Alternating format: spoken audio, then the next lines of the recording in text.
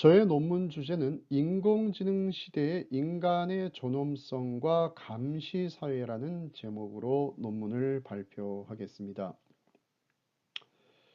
중심적인 사상가는 한국의 철학자인 정제두와 중국의 철학자인 왕阳명, 그리고 프랑스의 철학자인 베르그송과 멜로뽕띠를 중심으로 살펴보겠습니다. 저의 발표자의 이름은 양선진입니다. 제가 잠시 영어를 써왔습니다. 자, Human Dignity and Surveillance Society in the Age of Artificial Intelligence, centering on Korean philosopher Jung Jae-do, Chinese philosopher Wang Yang-myung, and French philosopher Henri Bergson, Maurice Merleau-Ponty, 선진양 University lecturer majoring in East-West comparative philosophy. 먼저 들어가는 말에서 질문을 던져보도록 하겠습니다. 자, 인공지능 시대가 새로운 사회적 현실이 되면서 우리 사회는 엄청난 변화를 겪고 있습니다. 더구나 정보과학기술이 기존에 발달했던 영역이었던 생명공학 과학기술과 만나면서 인간의 신체적, 정신적 능력을 향상할 수 있다는 희망 속에서 정말로 새로운 사회의 변화에 대해서 앞으로 이러한 정보과학기술과 생명공학기술이 만나면서 상당히 희망적인 기대도 있지만 동시에 우려스러운 측면도 동시에 있다고 볼 수 있습니다.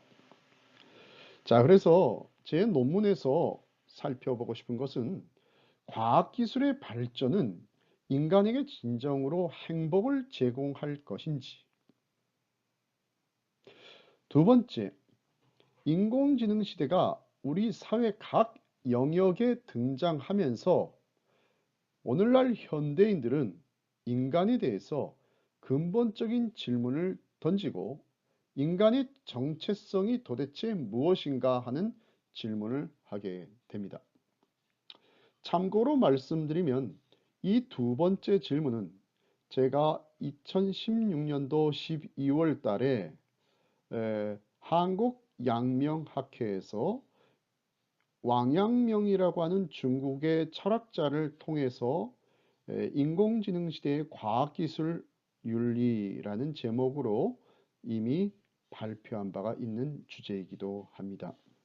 그 부분을 제가 다시 한번 되짚어 보았고요. 세 번째 질문은요. 정보과학기술과 생명과학기술이 융합된 상태에서 잉태한 인간의 능력은 철학적으로 무엇을 의미하는지 우리가 생각해 보는 세 번째 질문입니다. 자, 그리고 마지막의 질문은 정보과학기술 사회는 유토피아적 사회인가? 아니면 이 정보과학기술 사회가 우리에게 디스토피아적인 사회를 의미하는 것인가 하고 마지막 질문을 생각해 보도록 하겠습니다. 자, 그러면 본격적으로 논문의 중심으로 들어가 보도록 하겠습니다. 자, 우리가 챕터 두 번째에서는 과학기술과 인간의 본성의 관계에 대해서 성찰해 보도록 하겠습니다. 자, 인간의 고유성이 무엇인가? 그래서 인간의 고유성이 무엇인가 또는 고유한 탁월성이 무엇일까 하는 고민은 서양 철학자들의 굉장히 중요한 철학적 질문이었습니다. 아마도 서양의 고대 철학에서부터 근대 철학까지 가장 대부분의 철학자들은 인간의 이성을 중심으로 인간의 고유한 탁월성을 생각했습니다. 자, 그런데 인간의 이성이라고 하는 부분이 고유한 탁월성이라고 했을 때, 자, 알파고가 2016년도에 한국의 바둑 기사인 이세돌이라고 하는 사람과 바둑을 했을 때 이 알파고가 이세돌을 이겼습니다. 그런데 이 알파고라고 하는 이 기계는 바로 추론하고 논리적으로 계산하는 능력을 지닌 알파고가 등장했고, 그것이 바로 가장 이성적인 능력을 요구하는 바로 이세돌을 이김으로써 인간의 이성의 한계가 인식되고 인간에 대해서 새롭게 성찰하는 계기를 마련한 중요한 사건이기도 합니다. 자, 한국의 철학자인 정제두는 이 문제를 어떻게 이해할 수 있을까요? 한국의 철학자인 정제두는 인간의 마음을 모든 천지 만물, 우주 자연이라고 볼 수 있습니다. 우주 자연의 근원적인 중심으로, 주제자, 중심으로 이해하고 있습니다. 왜 그러냐 하면 우주 천지 만물, 우주 자연이라고 이해하면 된다고 그랬죠. 우주 자연을 이해하는 것은 결국 바로 뭐요? 인간의 마음이기 때문에 그렇습니다. 왜냐하면 우주 자연은 에 나에서 나오는 다양한 것들, 자극에 대해서 인간이 신체 기관, 이목구비, 귀와 눈과 입과 코라고 하는 우리의 신체 기관이 있지만, 그것이 귀로 들어도 들을 수 있기 위해서는 들어도 듣고 보아도 보기 위해서, 또는 맛을 봐도 맛을 알기 위해서, 또는 냄새를 맡아도 그 냄새가 무엇인지를 인지하기 위해서는, 그것은 바로 인간의 마음, 바로 이 마인드, 다시 말하면 동양 철학에서는 하트가 중심이기 때문에 그렇습니다. 자, 그래서 인간의 마음이 천지 만물의 중심임을 인정하지만, 그렇다고 해서 동양의 철학은 인간 중심적인 사고가 되지 않습니다. 서양의 철학은 인간 중심적인 사고가 중심이었다면, 그럼에도 불구하고 동양의 철학, 한국의 철학에서는 인간의 마음과 천지자연은 주체와 객체의 이분적 법적 관계 속에 있는 게 아닙니다. 그래서 인간의 마음, 다시 말하면 인간이 주체고 주인이고, 바로 천지자연, 우주 또는 외부 사물은 대상으로 인식되는 게 아니라, 인간의 마음과 천지자연은 본래적으로 뭐요? 동일한 기원에서 출발하기 때문에 인간과 천지자연은 일체, 다시 말하면 더 원, 하나라는 의식을 갖고 있습니다. 자, 우리가 서양의 철학자, 특히 프랑스의 20세기 철학자, 1908년에서 61년까지 살았던 멜로 퐁티는 이와 유사한 내용을 지각의 현상학에서 인간의 의식은 바로 지각하는 의식이라고 규정하고 있습니다. 지각, perception이죠. perception 하는 의식이다.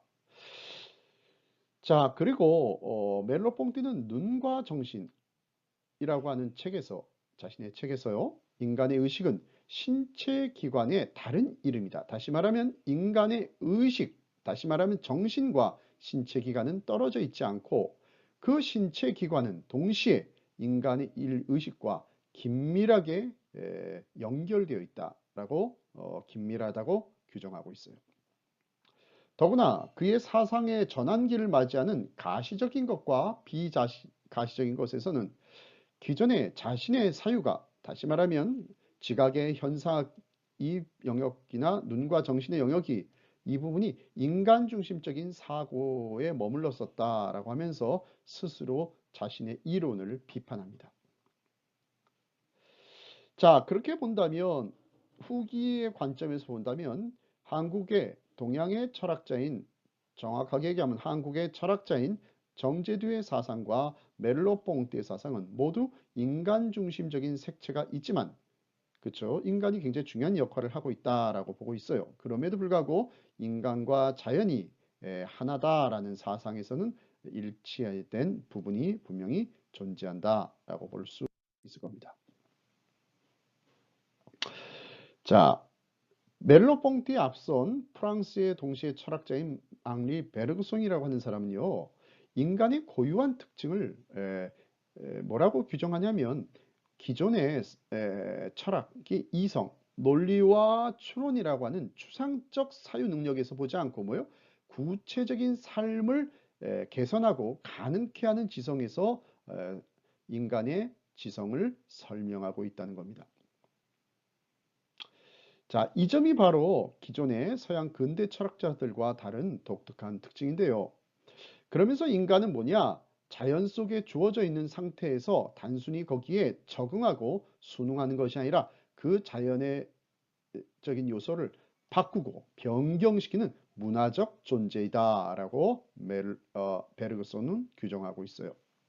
자, 문화적 존재란 다시 말하면 뭐예요? 인간이 자연 환경에 단순히 순응하며 살아가는 존재가 아니라 자연 환경의 본질을 훼손시키지 않으면서 자연을 변형시키는 독특한 특징을 갖고 있는 게 인간이다. 왜냐하면 앙리 베르그송은 인간을 뭐라고 표현하냐면 단순히 지성적 존재라고 이해한 것이 아니라 바로 삶 속에서 인간의 지성을 작동시키는, 다시 말하면 뭐냐? 도구적 존재라고 규정하고 있기 때문에 그렇습니다. 자, 우리가 한국의 철학자, 18세기의 철학자인 정제두는 인간은 우주와, 그렇죠? 우주 중에 하나의 요소인 사물 속에 존재하는 사물의 본성을 최대한 보존하면서도, 그 보존한다는 건 뭐냐면 사물의 본성을 망가뜨리지 않으면서 그럼에도 불구하고 사물을 이용할 수 있는 능력을 가졌다라고 정제두는 자신의 입장에서 주장합니다. 이것은 아주 독특한 아리스토텔레스의 관점하고도 유사한데요. 인간은 자연을 주어진 것을 단순히 순응하는 게 아니라 이것을 변형시키는 힘이 있는데, 단순히 변형하는데 그 본질을 왜곡하거나 파괴하는 것이 아니라 본질을 보존하고 순응하면서 자연 사물을 이용하고 만들어낸 힘이 있다라고 보고 있어요. 여러분 잘 아는 하이데거라고 하는 철학자는 인간만이 사유한다라고 주장하면서 과학은 사유하지 않는다라고 규정하고 있어요. 다시 말하면 뭐냐? 과학은 사유하는 능력을 갖고 있지 않고, 과학 자체는 사유하는 능력을 갖고 있지 않고 인간만이 사유하는 능력을 갖고 있다라고 주장하여, 그와 반면에 이런 논리적 관점을 베르그손의 관점에서 보면요, 바로 과학기술은 인간의 지성적 산물이기 때문에 형이상학의 한 형태가 바로 과학인데요, 우리가 살아가야 할 직접적 삶의 문제를 개선하려고 하는 차원에서 어떻게 보면 분명히 과학기술도 사유하는 힘을 갖고 있다라고 볼 수 있습니다. 이 점이 바로 베르그손과 바로 하이데거의 차이점이다라고 볼 수 있습니다. 자, 이런 문제에 대해서 하이데거가 가장 정확하게 자신의 입장을 표명한 것이 바로 기술에 대한 물음이라는 책인데요. 여기서 인간이 주인이 되고 기술이 종속되는 수직적 관계가 될 수 없다라고 얘기하기 시작합니다. 그러면서 기술은 인간의 복리라고 하는, 인간의 복리죠. well-being, 복리라는 목적 아래서 출발하였지만, 다시 말하면 인간을 위한 수단으로 시작되었지만 인간이 이제는 통제 가능하지 않은 상태, 통제 불능한 상태가 되면서 결국 인간이 기술의 지배 아래 놓일 수밖에 없음을 하이데거는 여러 차례 경고합니다. 이 논의를 제가 펼치는 이유는 바로 인공지능이 인간이 만든 것이지만 이제는 언젠가는 인간이 통제에 불가능해서 오히려 인간이 이 인공지능에게 지배를 받지 않을까 하는 우려가 하이데거의 경고를 통해서 생각해 볼 수 있다는 거죠. 이런 측면의 직접적인 것은 바로 뭐냐? 인간이 편리성을 위해서 만든 인공지능인데 인간이 누려야 될 일자리를 인공지능에 빼앗기는 현상도 그 중에 하나의 현실이라고 볼 수 있을 겁니다. 자, 그런 측면을 우리가 본다면 인간과 과학의 관계에 대해 살펴봤고요. 자, 세 번째는 챕터 3에서는요. 인간의 기계화와 기계 인간화에 대한 부분을 보겠습니다. 자, 전자기를 인간의 신체, 즉 뇌 속에 주입하는 기술을 개발했다고 하는 것이 데이비드 마틴이라는 박사가 이런 연구를 했다고 신문지상에 밝혔습니다.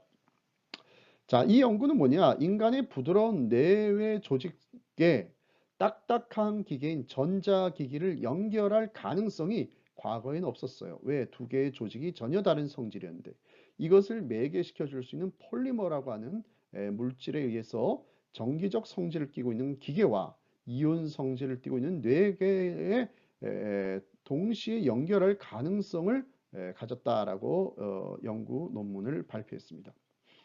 따라서 이것은 인간의 신체 속에 무엇이 가능하냐? 아, 이제는 기계가 주입될 수 있다. 다시 말하면 인간의 기계화가 가능해졌다라고 볼 수 있고요.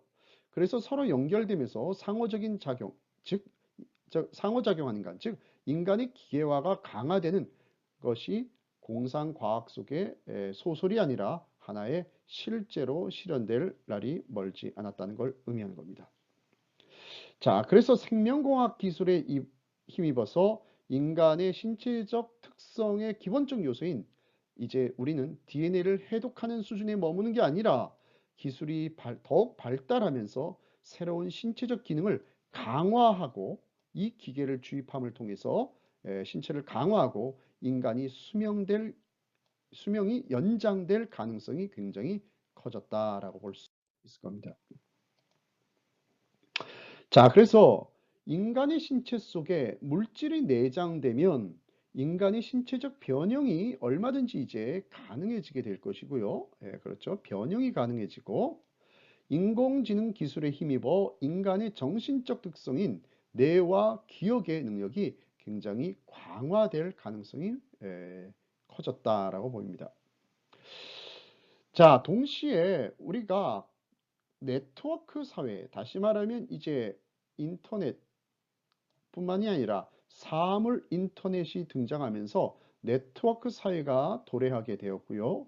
자, 이 네트워크 사회가 도달하면서 현대인들은 현실적 공간에서 살아가는 게 아니라 여러분과 저의 만남도 지금 가상 공간, 사이버 공간 속에서 만남이 이루어지고 있지 않습니까?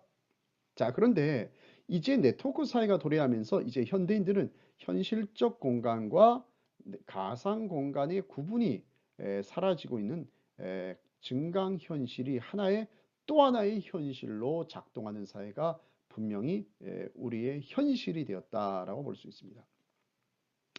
자, 요것에 관련해서는 제가 2019년도에 참고로 네트워크 존재론의 시대다라고 하는 논문을 한국 학회에 발표한 적이 있습니다.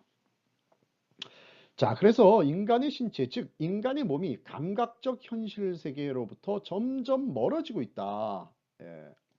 그리고 오히려 가상 공간이 뭐냐? 인간을 지배하는 공간. 특히 코로나19 사태로 말미암아서 우리의 공간이 바로 가상 공간이 바로 하나의 지배적인 공간이 되는 사회에 살고 있죠. 자, 그렇다면 이제 생명과학 기술의 발전을 의해서 인간이 또 하나의 하나의 증강 인간이 향상된 인간이 될 가능성이 더욱더 커져가고 있다라고 볼 수 있을 겁니다. 자, 그래서 네 번째는 인간의 존엄성 위협과 디지털 사회에 대해서 살펴보도록 하겠습니다. 자, 코로나19가 인간의 감염에 의한 생명의 위협을 느끼는 사회에서 인간들 사이의 연대는 굉장히 중요해졌어요. 사회적 거리를 둬야 된다. 이걸 지키지 않는 사람은 굉장히 국가적인 어떤 경고 또는 벌금형을 주겠다는 등등 이러면서 사회의 어떤 경고에 연대감이 필요한 시대에 와 있다. 그래서 네트워크 중심의 연대 사회로 전환되고 있다라고 볼 수 있고요. 자, 이런 관점에서 중국의 철학자인 왕陽明은 어떻게 이해할 수 있느냐? 저는 이것을 또 하나의 무생물, 다시 말하면 돌멩이에서부터 왕陽明은 돌멩이를 표현하고 있는데 오늘날 돌멩이는 기계라고 볼 수 있고 그 기계를 오늘날에 해석하면 인공지능까지 포함시켜서 설명할 수 있다고 봅니다. 자, 그러면서 왕陽明은 뭐라고 하냐? 무생물에서부터 인간 생명에 이르기까지가 모두 다 동일한 구성인자로 되어 있다. 다시 말하면 에너지로 되어 있다라고 설명하고 있어요. 자, 오늘날 자, 앞에서 폴리머의 존재를 설명했듯이 이제 모든 요소들이 굉장히 균질한 동일한 어떤 구성 요소로 구성되어 있다라고 하는 것에 왕陽明의 사상이 이미 뒷받침하고 있다. 고대 사상가적 측면에서요. 자, 그래서 왕陽明에 따르면 인간이란 생물학적이며 감각적 차원의 지적 차원의 존재이기도 하지만 동시에 굉장히 왕陽明이라는 철학자는 영명하다, 그러니까 스피리추얼하다, 인텔렉추얼이 지적이라면 스피리추얼은 영적이라는 측면입니다. 이 영명한 존재임을 강조하고 있습니다.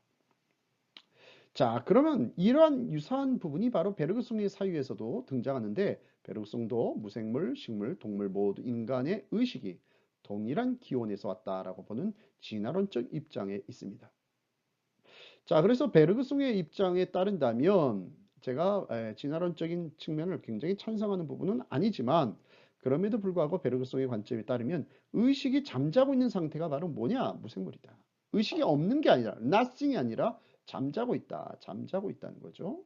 그리고 마취 상태인 게 식물이고 의식이 본능적 수준에 머무른 게 동물이라고 하면 굉장히 고차원적인 지성적 차원에 이른 것이 바로 인간이다.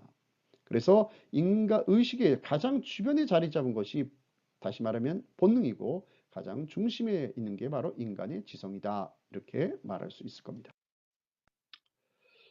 자, 그래서 본래 인간은 모두 인간에 대한 규정을 제가 로크의 통치론 17세기의 영국의 철학자인 통치론에서 근대의 출발점, 개인의 가치를 강조했던 로크의 철학에서 우리가 생각해 본다면 이런 문구가 있습니다. 본래 인간은 모두 자유롭고 평등하고 독립적인 존재이다. 또 인간은 본래 자유로운 존재이다. 이것이 바로 로크의 통치론에 등장한 인간에 대한 설명입니다. 자, 이게 근대에서 개인의 굉장히 가치와 의미를 강조하는 개인의 인권을 강조하는 게 바로 이런 맥락에서 등장했다는 걸 여러분 아실 겁니다. 자, 그와 마찬가지로 베르그송은 가장 정교한 정신성을 가진 인간만이 바로 인간이란 건 뭐냐? 바로 자발성과 능동성을 가진 존재라고 보고 있고요. 자, 그리고 이 인간이 자유롭다라는 것은 자유성을 얘기하고 있어요. 그러니까 자유로운 것이 바로 뭐냐? 그의 자신의 그 능력이 그대로 드러난 게 자발성과 능동성으로 나타나는 것이다. 그러니까 자유를 억압한다는 건 인간의 자발성과 능동성을 억압하는 것입니다. 자, 그래서 바이러그성은 자유 문제를 논하기 위해 자신의 첫 저서가 바로 의식에 직접적으로 주어진 것에 대한 시론이라고 하는 책인데요. 거기에서 참다운 자유를 논하고 있어요. 그러면서 참다운 자유란 기존의 선택, 이거냐 저거냐, 초이스적 의미, 선택적 의미의 자유 개념은 인간의 표면적 차원에서 이해된 것에 불과하고 진정한 의미의 자유, 참다운 자유는 바로 어디서 찾았냐? 인간의 심연이 자리 잡고 있는 더 profound, 그러니까 굉장히 깊은 곳에 자리 잡고 있는 인간의 자아의 측면에서 이해해야 할 때만 참다운 자유의 의미를 이해할 수 있다라고 얘기하고 있어요. 그러면서 베르그송은 자신의 책에서 의식의 직접적 소유에 관한 실론에 대한 책에서 이렇게 얘기합니다. 우리 진정한 자유란 우리의 전인격으로부터 기원할 때만이 참다운 자유다. 다시 말하면 뭐죠? 표면에서 나온 것, 그러니까 이거 할 거냐 저거 할 거냐는 선택적 차원의 자유가 아니라 우리의 내면 깊은 곳에서 전인격으로부터 나올 때만이 자유 문제를 얘기할 수 있다 이겁니다. 그러면서 인간의 의식 심층에서부터 표출된 것이 바로 인간의 가장 중요한 본래적인 인간의 모습이고 그 본래적인 모습은 바로 어떻게 나타납니까? 자발성과 능동성으로 드러난다. 이것이 진정한 의미의 인간에 대한 자유다라고 봅니다. 자, 그래서 우리가 이런 측면에서 본다면 우리 중국의 철학자인 왕陽明의 개념 속에서도 자유란 용어가 등장하지는 않습니다.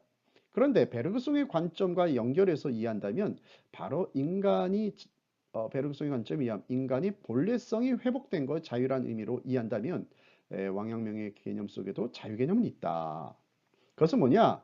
우주자인이 인간에게 부여한 그대로의 본래적 본성이 바로 본연지성이고 이런 표현을 씁니다. 본래적 본성이 있고 그리고 인간이 육체, 몸뚱아리를 가졌기 때문에 나타나는 현실적 본성 이게 바로 기질지성이다. 이렇게 비교해서 설명하고 있어요. 자, 그러면 뭐냐? 참다운 자유의 과정이란 바로 뭐냐? 욕망과 욕심의 차원에 있는 게 바로 이 기질지성이에요. 우리 몸뚱아리 때문에, 육체 때문에 발생하는 몸이 있으니까 욕망과 욕심이 생기고 거기서 기질지성이라는 것이 나오는데 이거는 참다운 본성이 아니다. 그럼 본래적 본성, 참다운 본성은 뭐냐? 본래적 본성은 차원에 있는 본성이 기질지성이라면 바로 본래성을 향유할 수 있는 본연지성으로 전환하는 노력이 굉장히 왕陽明에겐 중요하다라고 보고 있어요. 자, 그러면 중요한 개념은 뭐냐? 왕陽明과 베르그송에서 모두 자유 개념이란 사회적이며 신체적 제약에서 벗어나서 인간이 본래성을 회복하는 것, 끊임없는 과정, 이것을 디지털 사회와 연결시킨다면 디지털 사회의 감시 사회에서 통제가 자연스러운 사회적 현실과 환경에서 인간들의 본래적 모습, 본래적인 자유를 회복하는 운동이 우리에겐 필요하다. 자, 더구나 인공지능 시대에 코로나 사태가 겹치면서 스스로 개인의 비밀 정보를 제공할 수밖에 없는 사회 앞에서 또는 사회가 정보를 통제하고 감시하려고 하는 긴 것에 무각한 현대인들에게 우리는 왕陽明과 베르그송을 통해서 한번 되짚어 볼 수 있는 기회를 가질 수 있다라는 겁니다. 자, 그래서 다섯 번째 디지털 시대와 초감시 사회에서 본다면 21세기 코로나19 사태는 전 세계 흐름을 역행시키고 정지시켰습니다. 전 세계적으로 수용되었던 코로나로 말미암는 감염을 예방할 수 있는 가장 확실한 방법이 될 수 있을지 모르겠지만 이러한 조치는 인간들을 통제할 수 있는 가장 확실한 방법이 되었다는 거죠. 다시 말하면 인간의 자유가 침탈되는 상황이 되었다. 자, 그리고 예를 들면 도시 건설에서도 스마트 시티는 21세기 새로운 도시 이용으로서 인공지능과 빅데이터의 기반을 둔 새로운 중요 인프라 시설이 갖춰진 도시 형태로서 도로, 항만, 항구, 전기 등의 상태를 모니터링하고 통제할 수 있는 도시를 의미합니다. 더구나 거대 글로벌 정보 기업들이 인터넷, SNS 등을 통해서 인간 행동에 관한 빅데이터를 기반으로 사람들의 행동을 분석해서 얻은 정보를 이용하고 이것으로 이익을 극대화하는 자본주의를 미국의 사회학자인 소샤나 주보프라고 하는 박사는 감시 자본주의라고 불렀습니다. 이 감시 자본주의 시대는 기존의 재화나 서비스를 개선하기 위해서 최대한의 데이터를 수집하고 소비 패턴을 예측하여 상품을 만들어내서 이윤을 얻는 자본주의 시대를 의미한다라고 말하고 있어요. 문제점은 이 바로 소비 패턴을 인식하기 위해서는 소비자의 데이터를 수집하는 과정에서 감시가 이루어질 수 있다는 사실입니다. 그리고 거대 정보기업은 최초의 데이터를 수집했던 거대 정보기업의 데이터가 제3의 기관에 넘겨지고 다시 또 제3의 기관이 넘겨지면서 어느 기관도 개인의 사적 개인정보의 비밀을 보장하겠다고 하는 책임성을 지닐 필요가 없어지는 사회로 전락하게 될 것이다 라고 경고하고 있습니다. 그래서 현대인들의 감시 자본주의는 경제적 논리의 가장 중요한 이유가 바로 돈 때문이죠. 경제적 논리에 따른 것이기 때문에 대부분 현대인은 이러한 현실을 수용하지 않을 수 없는, 수용하고 거부하지 않으며 경제 현실에서 피할 수 없는 결과임을 자인하고 인정한다는 사실 때문입니다. 자, 그래서 이런 사회는 비밀의 정보가 없는 사람, you are nothing to hide 사람이라고 할 수 있습니다. 인간의 특징을 비밀을 지닌 자로 인식하는 것이 굉장히 중요한 겁니다. 비밀이 있다는 것은 바로 뭐냐면 비밀이 있다는 인간의 고유한 내부.